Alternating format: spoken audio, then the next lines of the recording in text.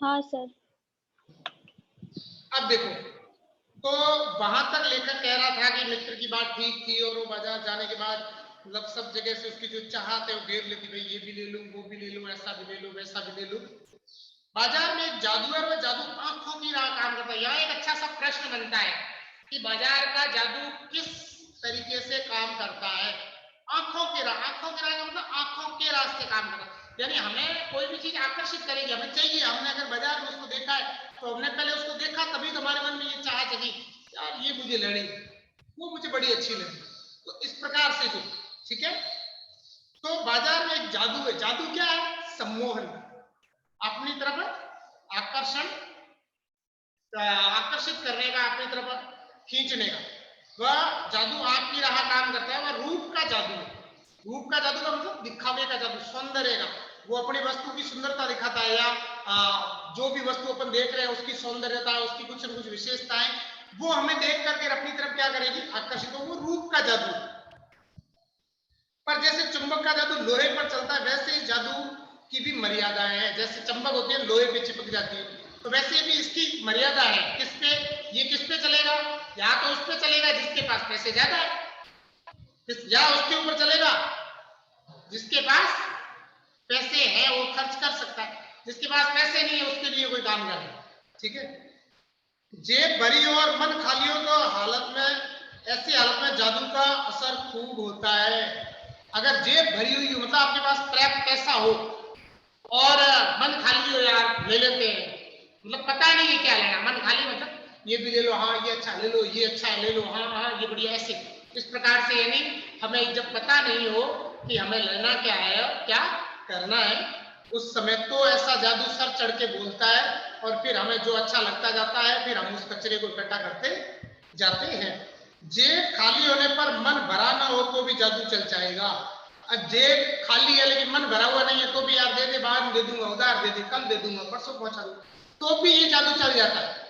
यानी मूल रूप से क्या है कि हम जब बाजार जाते हैं, वहां की जो चमक दमक हम देखते हैं, मूल रूप से वहां उन्होंने जो सजा रखा है उसको हम जैसे देखते हैं, उन्होंने बाहर जो बिछा रखा है सौंदर्य, उसको हम जब देखते हैं तो वो हमें अपनी तरफ आकर्षित करता है और फिर हम उसे लेने के लिए ललायत हो उठते हैं।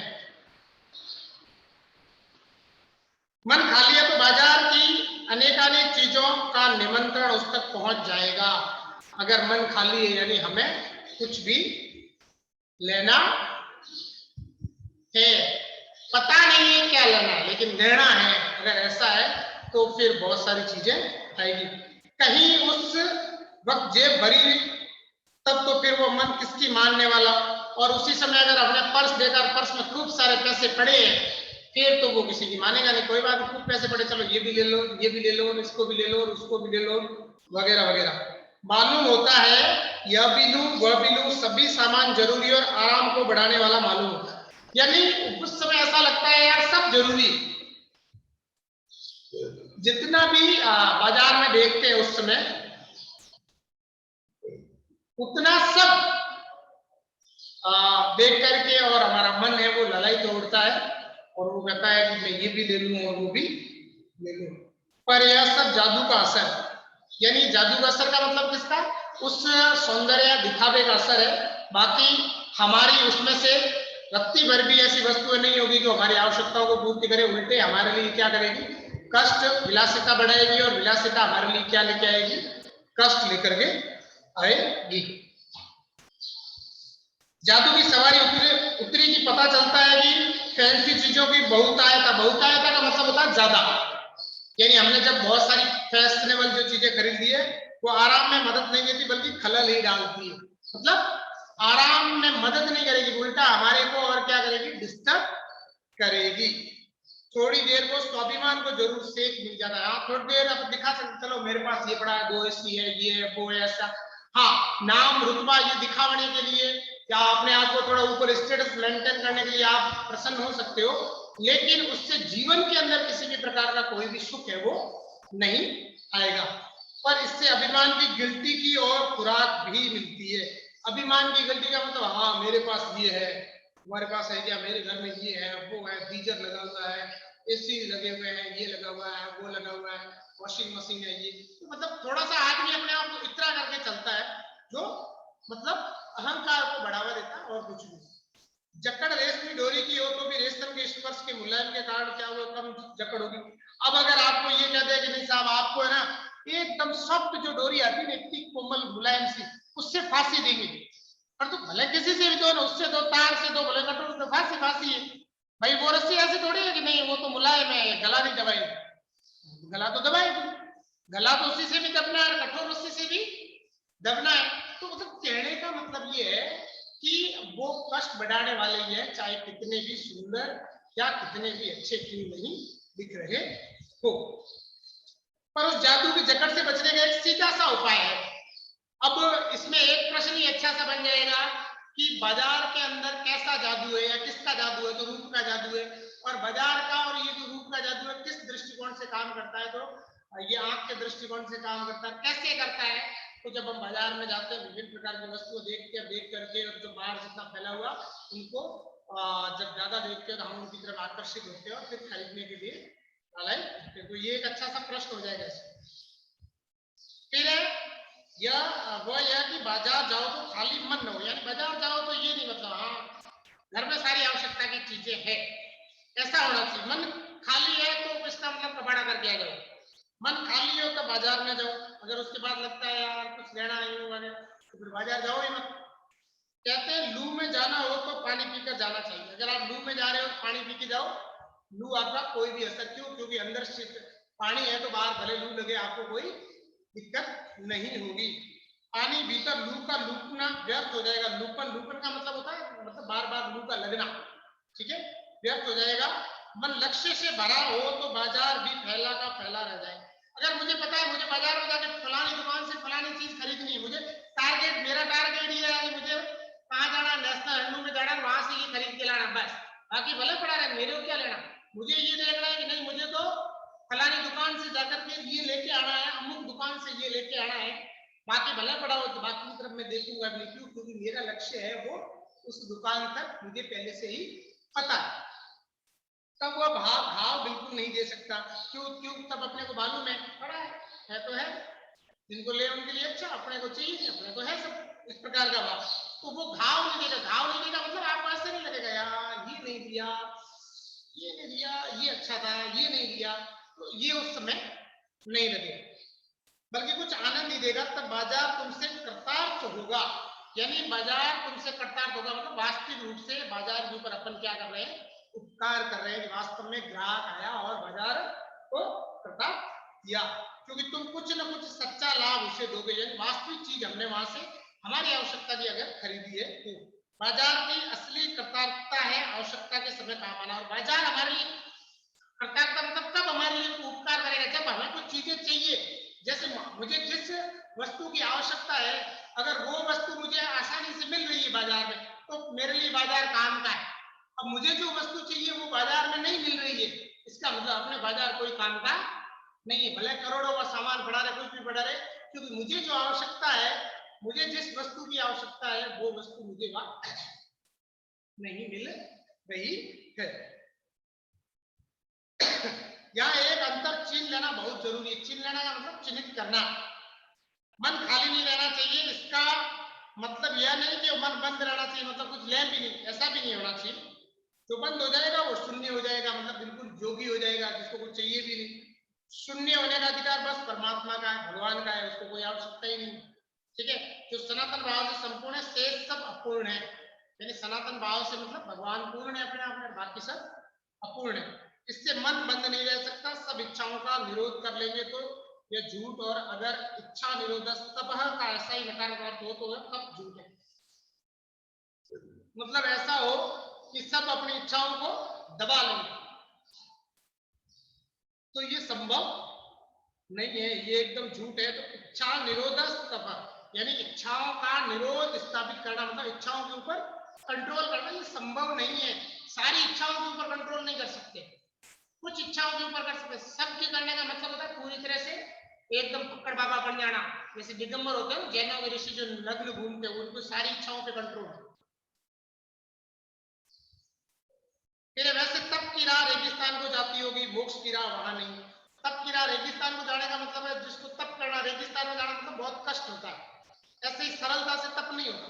तप करने के लिए बहुत कुछ छोड़ना पड़ता है, त्यागना पड़ता है, बहुत कुछ शरीर को तपाना पड़ता है। इसलिए रेगिस्तान में अगर जाओगे तो पांव वगैरह जलेंगे, लू लगेगी, गर्मी, तो इसलिए कष्ट ही कष्ट है उस प्रकार से। ठाट देकर मन को बंद कर रखना जड़ता है। जड़ता का मतलब मूर्खता है। ठीक है सर ये मार्केट से सीधा ये रेगिस्तान की तरफ क्यों आ गए? अरे इसमें ये समझाया गया जैसे मतलब ये मार्केट से समझा, जैसे किसी ने कहा कि यार मैं कुछ लेना ही नहीं, कुछ खरीदना ही नहीं है, ठीक है ना। जैसे किसी ने कह दिया मुझे कुछ खरीदना ही नहीं है, मैं तो कुछ लूंगा ही नहीं बाजार जाकर के, जैसे कुछ भी आवश्यक नहीं, तो आवश्यकता किसकी नहीं है? जो ईश्वर का मतलब जैसे साधु है उसको कोई आवश्यकता नहीं है, भगवान फल फ्रूट खा लिए, जो मिला खा लिया, बस भगवान की भक्ति करो, क्या चाहिए उसको। तो उस प्रकार से कह रहे हैं। इसीलिए तो ऐसा काम कौन करेगा? ऐसा काम करने का मतलब है रेगिस्तान में चलना। रेगिस्तान में चलने का मतलब है बहुत ज्यादा कष्ट वेदना, तो जो इस प्रकार का अगर रहेंगे तो बहुत ज्यादा कष्ट वेदना वगैरह होगी, इसलिए ये काम। फिर है लोभ का यह जीतना नहीं है। जब लोभ होता है यानी मन में वह नकार हो, यह तो लोभ की ही जीत है, और जो आदमी की हार। मतलब लोभ का मतलब अगर आपने थोड़ा सा मन के अंदर लालच रह गया, ये ले लूं तो, ऐसा ले लूं तो, इसका मतलब लोभ जीत गया और आप हार गए। आंख अपनी फोड़ डाली तब लोभनीय के दर्शन से बचे तो क्या हुआ? आपने कभी तो सुना होगा कबूतर और बिल्ली। कबूतर जैसे बिल्ली को देखता है आंखें बंद कर देता है, मैं तो दिख नहीं जाऊं। अब कबूतर के बंद करने से बिल्ली को दिखना बंद थोड़े हो जाएगा, वो तो आके झपटा मार देगी ना। तो इसी प्रकार से उन्होंने कहा कि अपनी आंख फोड़ने से दूसरा दिखना थोड़े बंद हो जाएगा। आप देखो ना, लेकिन मन को कंट्रोल करो, तो वो चीज क्या समझेगी? ऐसा क्या लोग मिट जाएगा? और कौन कहता है कि आंख फूटने पर रूप दिखना बंद हो जाएगा? अब कोई सुंदर है, मैं कहूं नहीं वो सुंदर नहीं दिखना चाहिए, मैं मेरी आंखें फोड़ लूंगा, तो वो सुंदर दिखना थोड़े तो बंद होगा। वो तो सुंदर है, मैं मेरी आंखें फोड़ूंगा तो मुझे नहीं दिखेगा। तो उस प्रकार से क्या आंख बंद करके हम सपने नहीं लेते? और वे सपने क्या चैन भंग नहीं करते? उसने कहा अगर आंख बंद करके भी ऐसा हो सकता है, मन में आजा सपने देखते रात को सोते हुए, और फिर हमें हमारा चैन छीन लेते, मुझे ये करना है, मैंने सपना देखा उसको पूरा करना वगैरह, तो वो भी। क्या आंख बंद करके हम सपने नहीं लेते, और वे क्या हमारा चैन भंग नहीं करते, मतलब आराम वगैरह नहीं तोड़ते? इससे मन को बंद कर डालने की कोशिश तो अच्छी नहीं है। वह अकार्थ है। अकार्थ का मतलब है जो कारण ठीक नहीं है, यानी ये कारण सही नहीं है, यह तो हट वाला योग है। हट वाला योग होता है ना, ये गोरखनाथ जी के एक पांव के ऊपर खड़े हो जाओ, भगवान मिलना ही पड़ेगा, नहीं तो एक पांव से उठूंगा भी नहीं, तो ऐसा नहीं करना होता है। शायद हट ही हट है, योग नहीं, तो उसमें तो हट है, वो तो जिद करके खड़ा हो जाएगा, मैं तो मर जाऊंगा लेकिन एक काम से हिलूंगा नहीं, मुझे भगवान दर्शन देंगे। तो कहीं कहीं तो गिर जाते हैं, कईयों को दे भी देते हैं भगवान दर्शन। इससे मन क्रैश भले हो जाए, पीला और अशक्त जैसे विद्वान का ज्ञान। क्रैश होने का मतलब होता है मन के अंदर विभिन्न प्रकार के भाव वगैरह आना, पीला और अशक्त जैसे विद्वान का ज्ञान, यानी फिर धीरे धीरे आदमी कमजोर वगैरह पड़ता है, तो वैसे ही विद्वान का ज्ञान जिस प्रकार से होता है वैसा ही व्यक्ति की सोच हो जाती है। वह मुक्त ऐसे नहीं होता, उससे इससे कोई व्यापक की जगह संकीर्ण और विराट की जगह शुद्ध होगा। फिर वो बढ़ेगा नहीं, वो छोटा अपने तक सीमित हो जाएगा, अपने बारे में सोच रहा है मुझे बस मिल जाए, बाकी जाए भाड़। ऐसे ईश्वर नहीं मिलता। जब हम कहते हैं वसुदेव कुटुंबकम, पूरे संसार के बारे में सोचते हैं, तब जाकर के और ईश्वर की जो प्राप्ति है वो होती है। इसलिए उसका रोम रोम मूंद कर बंद तो मन को करना ही नहीं चाहिए। इसलिए मन को कभी भी बंद नहीं करना चाहिए। वह मन पूर्ण कब है? हमको पूर्णता होती तो परमात्मा से अभिन्न हम महाशून्य ही न होते। मन कभी भी पूर्ण नहीं है। पूर्ण क्या है? ईश्वर। अगर हम पूर्ण हो जाते तो भगवान हो जाते। अपूर्ण है, इसी से हमें सच्चा ज्ञान सदा इसी अपूर्णता के बोध को हम में गहरा करता है। यानी हम तो कहते हैं ना, हे हम तो, भगवान कहते हैं ना, हम तो तुच्छ प्राणी हैं, तो वो सच्चा कर्म सदा इस अपूर्णता की स्वीकृति के साथ होता है। उपाय कोई वही हो सकता है जो बलात् मन को रोकने को न कहे, जो मन को भी इसलिए सुने क्योंकि वह अप्रयोजनीय रूप से हमें नहीं प्राप्त हुआ है। मतलब मन की भी सुननी चाहिए, ऐसी बात नहीं है क्योंकि हमारा मन है वो हमारे साथ आया, ऐसा नहीं हमने उधार लिया। उसकी भी बात सुननी चाहिए, करना नहीं करना वो बात का विषय होता है। हाँ, मनमानेपन की छूट मन को ना हो, क्योंकि वो अखिल का अंग है, खुद कुल का नहीं। यानी ऐसा नहीं हम हमारे मन माने अपने मन के अनुसार करना शुरू कर दे, अपने मन के अनुसार ये वो ऐसा वैसा करते, तो ये नहीं होना चाहिए। पड़ोस में एक महानुभाव रहते हैं जिनको लोग भगत जी कहते हैं। ये चीजें समझाई गई है कि मन को किस प्रकार से नियंत्रित करते हैं। ठीक है, चूरन बेचते हैं, चूरन होता है, कई लोग पेट खराब हो जाता है चूरन खाते हैं, वो वाला। यह काम करते जाने में कितने बरस हो गए, मतलब बहुत सालों से वो काम कर रहे हैं, लेकिन किसी एक दिन भी चूरन से उन्होंने 6 आने पैसे से ज्यादा नहीं कमाए। मतलब 6 आने पैसे, 6 आने कमा ली, बस बाकी बचाओ बांट देते फोकट। अब दूसरे लोग आते उनको बोलते कल आओ, अभी नहीं। चूरन उनका आसपास सर नाम है, मतलब उनको सर नाम चूरन वाले भगत जी। जैसे यहाँ कोई अच्छा से रहता है ना, पापड़ वाले, कोई सेठ या सुपारी वाला ऐसे देते हैं सरनाम, वैसे ही इनको दे दिया। और खुद खूब लोकप्रिय कई व्यवसाय का गुर पकड़ लेते तो उस पर चलते तो आज खुशहाल क्या माला माल होते। अगर मतलब इसी चूरन को बहुत बड़ा व्यवसाय खोल लेते या इस चूरन को बहुत बड़ी फैक्ट्री स्थापित कर लेते तो आज माला माल के बहुत बड़े सेठ बन जाते, लेकिन उन्होंने ऐसा नहीं किया। उन्होंने कहा अपनी जिंदगी चल रही है, मस्ती में जितना आ गया बस, अच्छी चीज दो, उतना कमाए, बस मस्त रहो। क्या कुछ उनके पास में होता है। इधर 10 वर्षों से मैं देख रहा हूँ उनका चूरन हाथों हाथ बिक जाता है। जैसे ही वो डब्बी लेके पेटी लेके संदूक होती बाहर निकलते हाथों हाथ बिक जाता है। पर वह ना उसे थोक में देते ना व्यापारियों को बेचते। थोक का मतलब होता है एक साथ देना, पर न तो वो व्यापारियों को देते हैं ना थोक में किसी को एक साथ देते हैं। वो सामान्य लोग एक एक जैसे कोई खरीदता है उसको देते हैं। पैसे भी ऑर्डर कोई नहीं देते, मतलब एडवांस नहीं देते। ऐसा नहीं है जैसे लोग कहते चलो ये मेरे इतने कल इतने पैकेट मुझे दे देना, तो ऐसे वो एडवांस में भी नहीं देते। बंदे वक्त पर यानी एकदम तय टाइम पर अपने चूरन की पेटी लेकर घर से बाहर हुए नहीं थी, देखते देखते 6 आने की कमाई उनकी हो जाती है। घर से जैसी बात हुई 5 मिनट में 6 आने उनके पास आ जाते हैं और फटाफट उनका चूरन है वो बिक जाता है। लोग उनका चूरन लेने को उत्सुक जो रहते हैं, चूरन से भी अधिक शायद वो भगत जी के प्रति अपनी सद्भावना का श्रेय देने को उत्सुक रहते हैं। पर 6 आने पूरे हुए नहीं कि भगत जी बाकी चूरन बालकों को मुफ्त में बांट देते। 6 आने उनकी कमाई हो गई, उसके बाद वो बाकी वाला फ्री में बांट देते हैं, उससे वो पैसे नहीं देते। कभी ऐसा नहीं हुआ कि कोई उन्हें 25वां पैसा भी दे सके। यानी 6 आने हो गए, मतलब 7वां आना नहीं, 24 पैसे में होते 6 आने, तो 25वां पैसा भी वो नहीं लेते थे। और उसको अगर लेना भी तो फ्री में दे देते, लेकिन पैसे नहीं लेते थे। कभी चूरन में लापरवाही नहीं हुई और कभी रोग होता भी तो मैंने नहीं देखा। न तो कभी बीमार पड़े और न ही कभी उनके चूरन में कोई कमी वगैरह है वो आई। तो इस प्रकार से मतलब वो ये समझा गया कि वो कितने आत्मसंतोषी, कितने वो आत्मसंतोषी और कितना उनका अपने ऊपर जो है वो नियंत्रण है। और तो नहीं, लेकिन इतना मुझे निश्चय मालूम है कि चूरन वाले भगत जी पर बाजार का जादू नहीं चल सकता। यानी उनके ऊपर वो बाजार का जादू नहीं चल सकता। क्यों? क्योंकि उनको बाजार के बाकी चीजों से क्या है, कोई लेना देना ही नहीं है, कोई उनको इसकी कोई भी आवश्यकता भी नहीं। ठीक है, बाकी वाला अपन कल करेंगे।